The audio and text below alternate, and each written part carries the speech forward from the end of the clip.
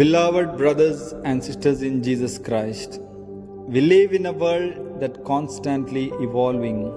Even our elders today, who once lived without electricity, mobile phones or the internet, have now embraced smartphones, digital payments and online communication.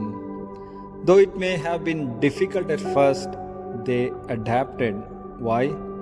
Because they understood the need to be updated with the times. But when it comes to our spiritual life, we often notice the opposite. Many still cling tightly to certain traditions, not as the source of life but as rigid rules. Traditions are indeed precious. They carry the wisdom and richness of our Catholic faith, but they are meant to serve faith and not replace it. In today's Gospel, Matthew chapter 9 verses 14 to 17, Jesus clearly says, "No one patches an old garment with a piece of unshrunk cloth, nor do people pour new wine into old wineskins." Jesus is not rejecting the tradition.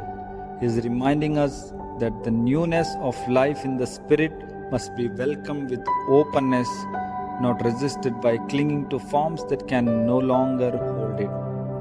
The Second Vatican Council echoed this in its teaching, saying, "The Church is semper reformanda, always in need of renewal. The Holy Spirit constantly breathes new life into the Church, and we are called to respond.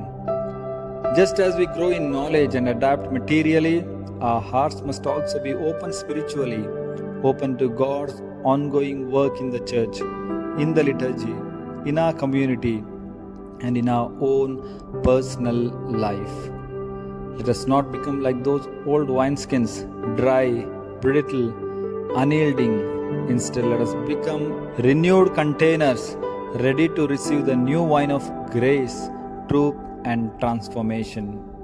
May the Lord help us to discern wisely what must remain and what must evolve, so we may be faithful not just to the past but to Christ, who is ever present and always leading us forward.